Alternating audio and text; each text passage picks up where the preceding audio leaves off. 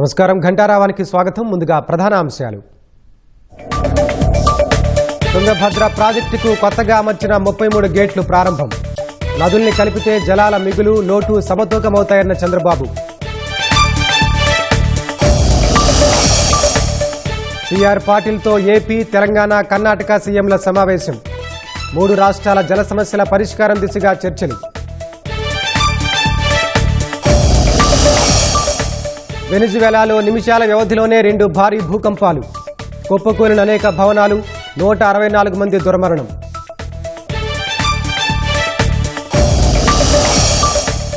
భారత్లో భారీ పెట్టుబడులకు సిద్ధమైన అమెజాన్ 2030 నాటికి $13 బిలియన్ పెట్టనున్నట్లు ప్రకటన.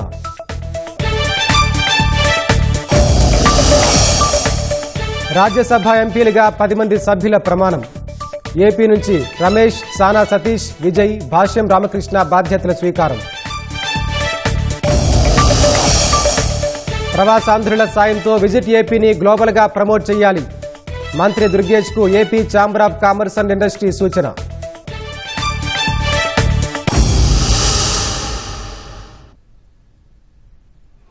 మూడు రాష్ట్రాల్లోని లక్షలాది ఎకరాలకు జీవనాడి అయిన తుంగభద్ర ప్రాజెక్టు పునరుజ్జీవం పొందింది. పాత వాటి స్థానంలో ఏర్పాటు చేసిన కొత్త గేట్లను కేంద్ర మంత్రి సిఆర్ పాటిల్ ఆధ్వర్యంలో ఏపీ, కర్ణాటక, తెలంగాణ ముఖ్యమంత్రులు ప్రారంభించారు. 3 రాష్ట్రాల జల సమస్యలపై కేంద్ర మంత్రితో చర్చించారు. పరిష్కారం దిశగా చరిత్రాత్మక అడుగులు పడ్డాయని ప్రకటించారు. ఎప్పుడో 73 ఏళ్ల క్రితం అమర్చిన గేట్లు శిథిలావస్థకు చేరిన తుంగభద్ర ప్రాజెక్టు కొత్త గేట్ల అమరికతో కొత్త కళ సంతరించుకుంది. కొత్తగా ఏర్పాటు చేసిన 33 గేట్లను ఏపీ, తెలంగాణ, కర్ణాటక ముఖ్యమంత్రులు చంద్రబాబు, రేవంత్ రెడ్డి, డీకే శివకుమార్ ప్రారంభించారు. కర్ణాటకలోని హోస్పేట వద్ద ఈ కార్యక్రమం సందడి వాతావరణంలో సాగింది. కేంద్ర జలవనరుల శాఖ మంత్రి సిఆర్ పాటిల్, 3 రాష్ట్రాల మంత్రులు, ప్రజాప్రతినిధులు, ఉన్నతాధికారులు పాల్గొన్నారు. ప్రాజెక్టు 17వ గేటును కేంద్ర మంత్రి పాటిల్, 18వ గేటును కర్ణాటక సీఎం శివకుమార్, 19వ గేటును సీఎం చంద్రబాబు, 20వ గేటును తెలంగాణ సీఎం రేవంత్ రెడ్డి ప్రారంభించారు. ఈ సందర్భంగా ప్రత్యేక పూజలు చేసి నూతన గేట్ల ప్రారంభోత్సవానికి గుర్తుగా శిలాఫలకాన్ని ఆవిష్కరించారు.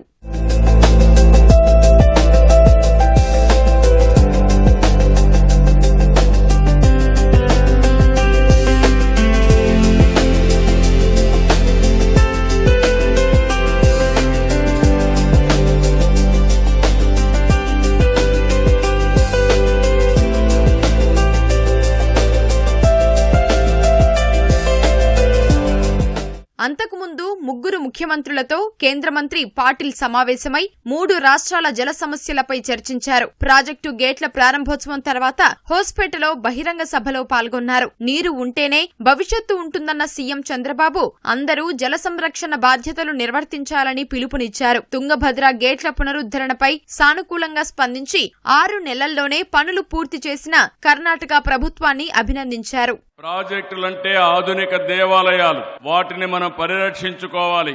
అప్పుడే భవిష్యత్తు ఉంటుంది. ఈ ప్రాజెక్టుకు ఒక చరిత్ర ఉంది. రాయలసీమ కరువు సీమ, ఇంకో పక్క ఎడారిగా మారిపోయే పరిస్థితి. 70 సంవత్సరాలుగా కడప, కర్నూలు, అనంతపురం జిల్లాలకి త్రాగునీరు, కొంతవరకు తాగునీరు ఇచ్చినటువంటి ప్రాజెక్టు ఇది. లేకపోతే ఇంకా చాలా ప్రమాదం వచ్చేది. తుంగభద్ర తీర ప్రాంతానికి ఎంతో ఘన చరిత్ర ఉంది. విజయనగర సామ్రాజ్య వైభవానికి జీవం పోసింది.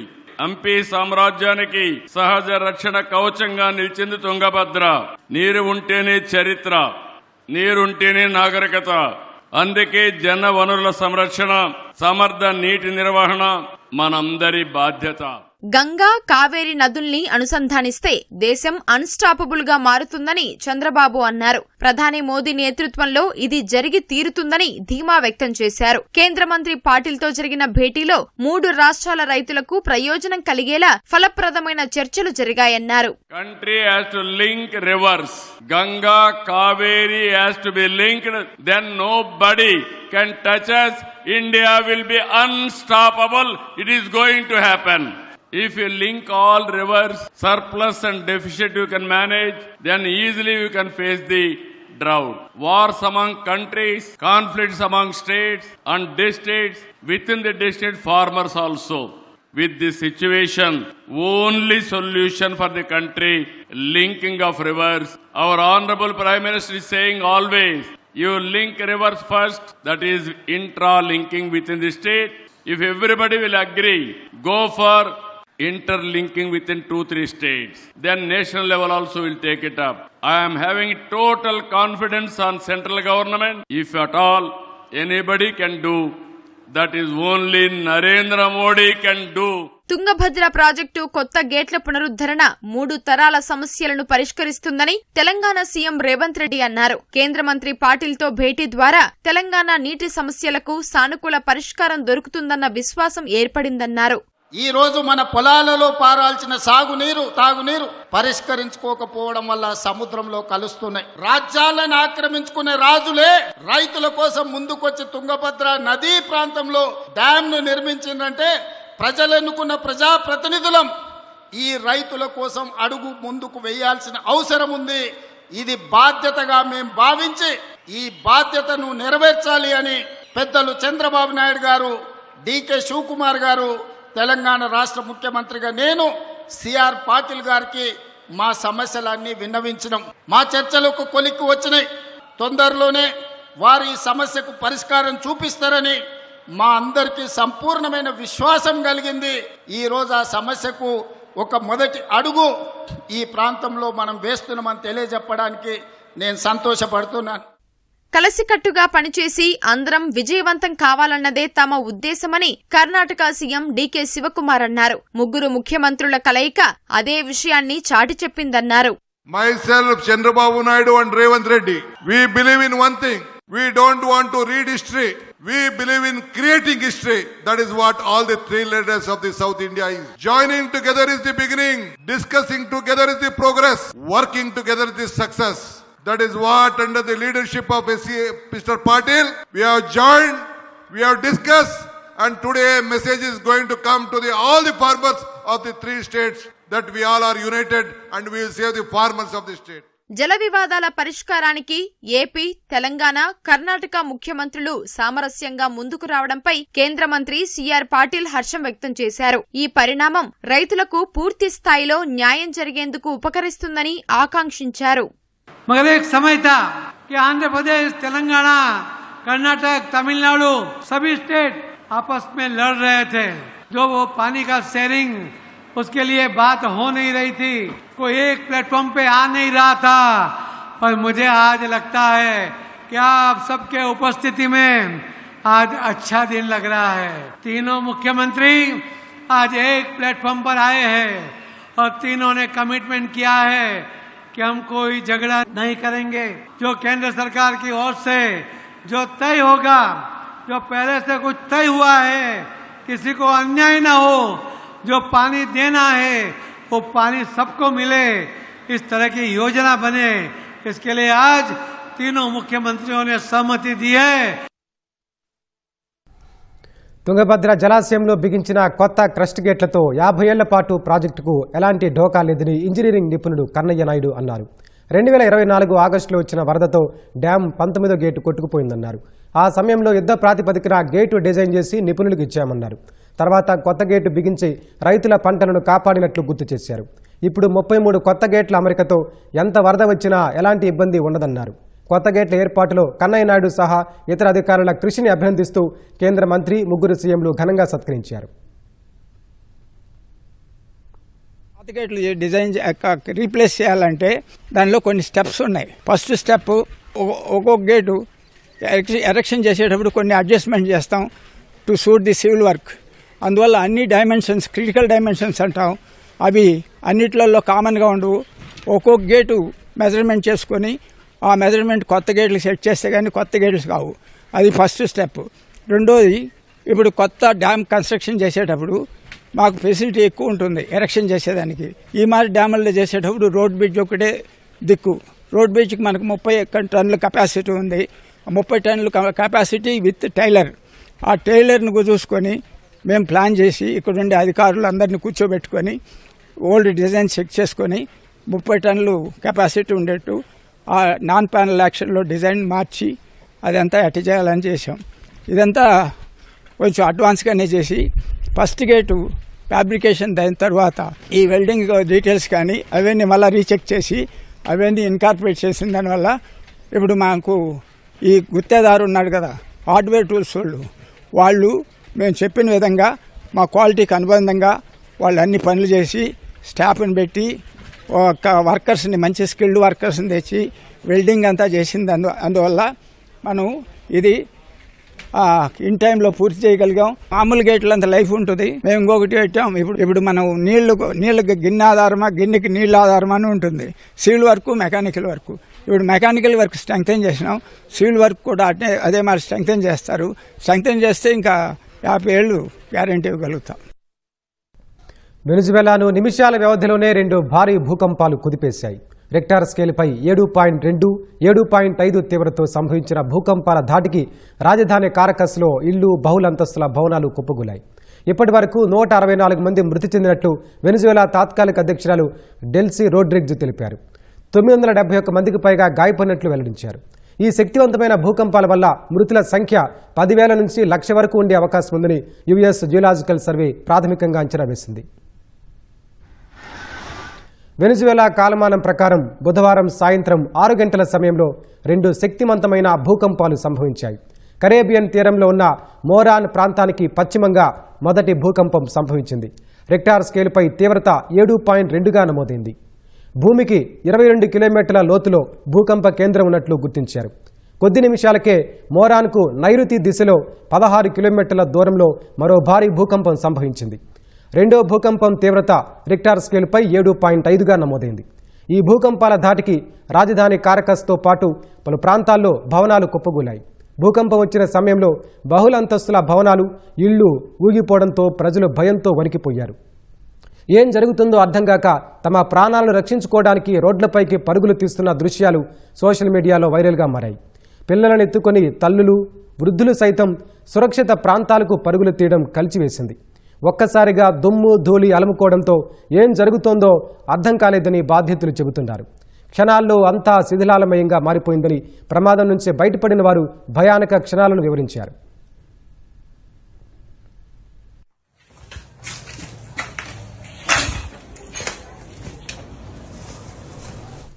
భూకంపం కారణంగా సిమోన్ బోలివర్ అంతర్జాతీయ విమానాశ్రయంలో టెర్మినల్ పైకప్పు కూలిపోయింది. భయభ్రాంతులకు గురైన ప్రయాణికులు ఒక్కసారిగా బయటకు పరుగులు తీశారు. విమానాశ్రయానికి భారీ నష్టం వాటిల్లినట్లు అధికారులు తెలిపారు. సహాయక చర్యలు అందించేందుకు రెస్క్యూ సిబ్బంది తీవ్రంగా శ్రమిస్తున్నారు. భారీ క్రేన్లు, జేసీబీల సాయంతో శిథిలాలను తొలగిస్తున్నారు. భవన శిథిలాలు, నేల కొరిగిన విద్యుత్ స్తంభాలతో వీధులు మూసుకుపోయాయి. ఫలితంగా కొన్ని ప్రాంతాల్లో భారీ యంత్రాలను తరలించడానికి ఆటంకం ఏర్పడింది. శిథిలాల కింద చిక్కుకున్న వారి ప్రాణాలకు హాని కలగకుండా కాంక్రీట్ స్లాబ్లను తొలగించాల్సి రావడంతో రెస్క్యూ ఆపరేషన్ క్లిష్టంగా మారింది. లైఫ్ డిటెక్టర్లు, కెమెరాలు, సెన్సార్లు, జాగిలాల సాయంతో శిథిలాల కింద చిక్కుకున్న వారిని గుర్తించే ప్రయత్నం చేస్తున్నారు.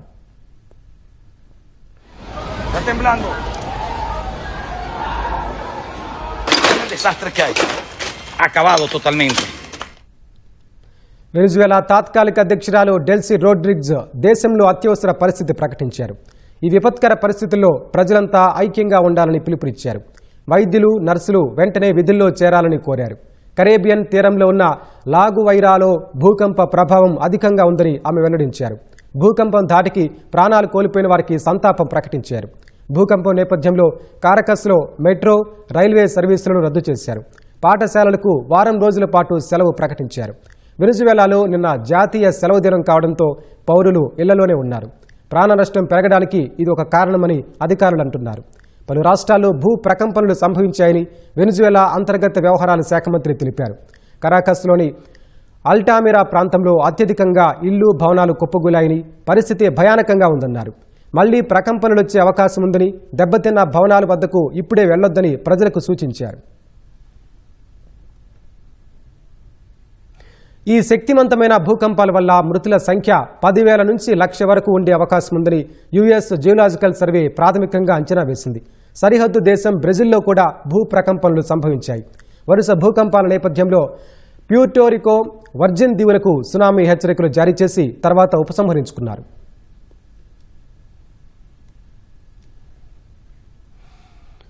జపాన్ ఉత్తర తీరంలో భారీ భూకంపం సంభవించింది. అయితే సునామీ వచ్చే ప్రమాదం ఏమీ లేదని జపాన్ వాతావరణ సంస్థ స్పష్టం చేసింది.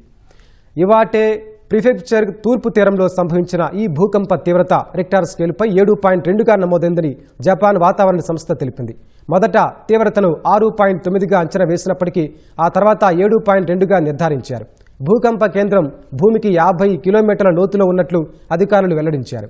ఇటీవలి కాలంలో ఈ ప్రాంతంలో తరచుగా బలమైన భూకంపాలు సంభవిస్తున్నాయి. గత డిసెంబర్లో వచ్చిన ఒక భూకంపం కారణంగా వారం రోజుల పాటు మెగా క్వేక్ హెచ్చరికలు కూడా జారీ చేశారు. ఆమోరి ఇవాటే ప్రిఫెక్చర్లలో పైనుంచి వస్తువులు కింద పడటం వల్ల 8 మంది గాయపడినట్లు అగ్నిమాపక విపత్తు నిర్వహణ సంస్థ తెలిపింది. అయితే ఎవరికీ ప్రాణాపాయం ఉన్నట్లు నివేదికలు లేవని జపాన్ మీడియా వెల్లడించింది. ఈ భూకంప ప్రభావంతో రాజధాని టోక్యోలో కూడా స్వల్ప ప్రకంపనలు వచ్చాయి. భూకంపం నేపథ్యంలో పరిస్థితులను సమీక్షిస్తూ అవసరమైన సహాయక చర్యలకు సిద్ధమవుతున్నట్లు జపాన్ ప్రధాని సనై తకాయిచి తెలిపారు. భద్రతా తనిఖీల కోసం ఈశాన్య ప్రాంతాల్లో నడిచే కొన్ని బుల్లెట్ రైళ్లు, ఇతర స్థానిక రైళ్ల సేవలను తాత్కాలికంగా నిలిపివేసినట్లు చెప్పారు.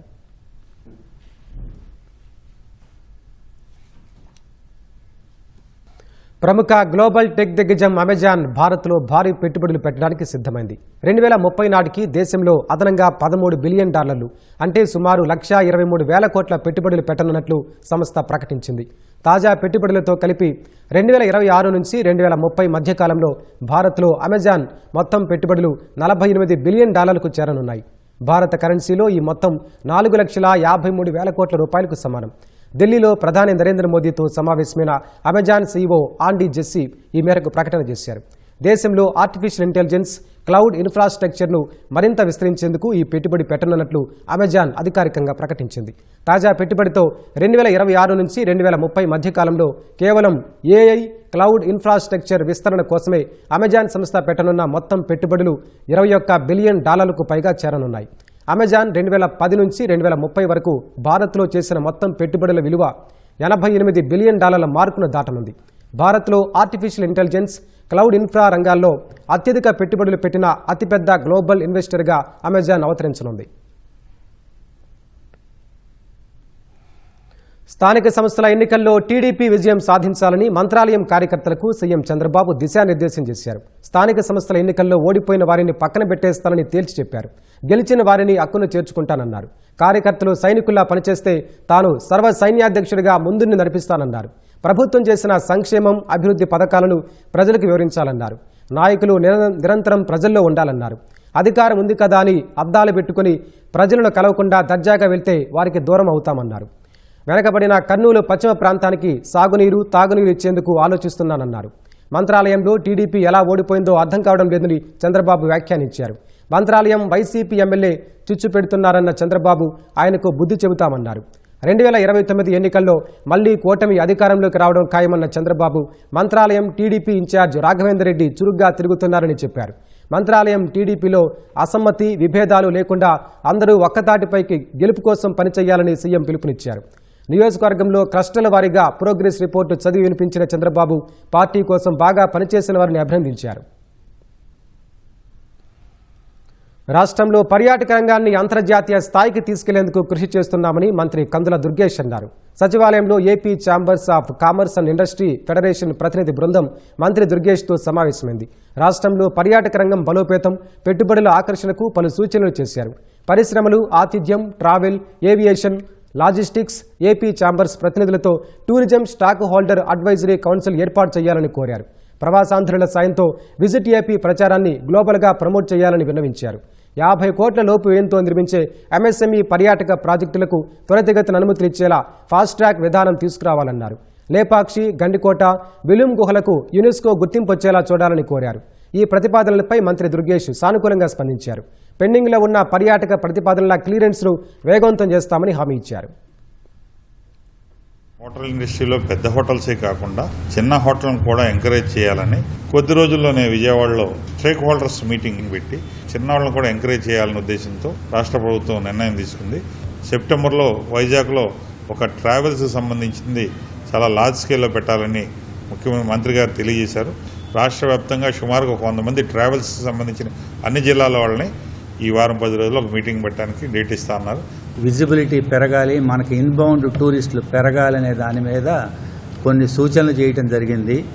ఇది ఇమ్మీడియట్గా మనకి ఫుట్ ఫాల్స్ పెరగాలంటే మిడ్ సెగ్మెంట్లో లెస్ దాన్ 50 crore ప్రాజెక్ట్స్ని మనం వెంటనే రిజాల్వ్ చేసి దానికి గనక ఊతం గనక ఇవ్వగలిగితే సో ఇంపార్టెంట్ సర్క్యూట్స్లో క్విక్గా డెవలప్ అవుతాయి. ఈ ఇన్బౌండ్ టూరిజం పెరగాలనుకున్నప్పుడు రైల్వేస్తోనూ ఎయిర్లైన్స్తోనూ క్రూజ్ ఆపరేటర్స్తో కూడా లింకప్ చేసుకుని మనం ప్రమోషనల్ ఈవెంట్గా చేసినప్పుడు ఇన్బౌండ్ టూరిస్టులు పెరుగుతారని చెప్పడం జరిగింది. టూరిజం అంటేనే 90% of the projects micro, small, medium సెగ్మెంట్లో ఉంటాయి. పెద్ద ప్రాజెక్టులను ఎలాగైతే ఎస్ఐపిబి రూట్లో ఫాస్ట్ ట్రాక్లో తీసుకెళ్తున్నారో అలాగే డిపార్ట్మెంటల్ లెవెల్లో లెస్ దాన్ 50 crores ఉన్న ప్రాజెక్టులన్నిటికి కూడా ఒక మెకానిజము, మొడాలిటీ డెవలప్ చేసి వీటన్నిటిని ఈ ప్రాజెక్టులన్నీ క్లియర్ చేసి వాటికి some kind of registration with assurance of incentives ఇవ్వడం జరిగింది మన పాలసీలో.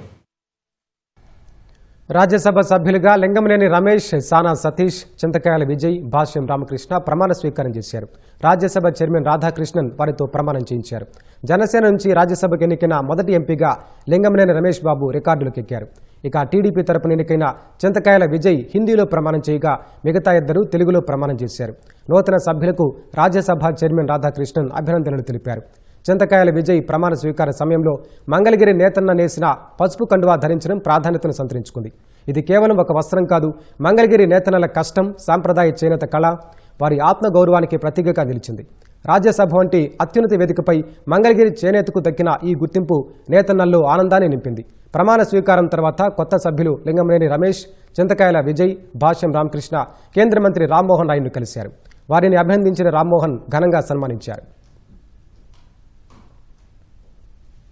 जो राज्यसभा का सदस्य निर्वाचित हुआ हूं, ईश्वर की शपथ लेता हूं कि मैं विधि द्वारा स्थापित भारत के संविधान के प्रति सच्ची श्रद्धा और निष्ठा रखूंगा. లింగంనేని రమేష్ అనే నేను రాజ్యసభ యొక్క సభ్యునిగా ఎన్నుకోబడిన వాడినై శాసనము ద్వారా స్థాపితమైన భారత సంవిధానము పట్ల యథార్థమైన శ్రద్ధ నిష్ఠలను కలిగి ఉందుననియు భారతదేశం యొక్క సార్వభౌమతను మరియు అఖండతను సమర్థించుననియు నేను చేపట్టనున్న కర్తవ్యమును శ్రద్ధపూర్వకముగా నిర్వహించుననియు దైవ సాక్షిగా ప్రమాణం చేయించున్నాను. సానా సతీష్ బాబు అని నేను రాజ్యసభ యొక్క సభ్యునిగా ఎన్నుకొనబడిన వాడినై భారతదేశం యొక్క సార్వభౌమతను మరియు అఖండతను సమర్థితుననియు నేను చేపట్టిన కర్తవ్యమును శ్రద్ధాపూర్వకంగా నిర్వహించుననియు దైవ సాక్షిగా ప్రమాణం చేస్తున్నాను. భాష్యం రామకృష్ణ అనే నేను రాజ్యసభ యొక్క సభ్యునిగా ఎన్నుకోబడిన వాడనై శాసనము ద్వారా స్థాపితమైన భారత సంవిధానము పట్ల యథార్థమైన శ్రద్ధానిష్టలను కలిగి ఉందననియు భారతదేశము యొక్క సార్వభౌమతను మరియు అఖండతను సమర్థించుననియు నేను చేపట్టనున్న కర్తవ్యమును శ్రద్ధాపూర్వకంగా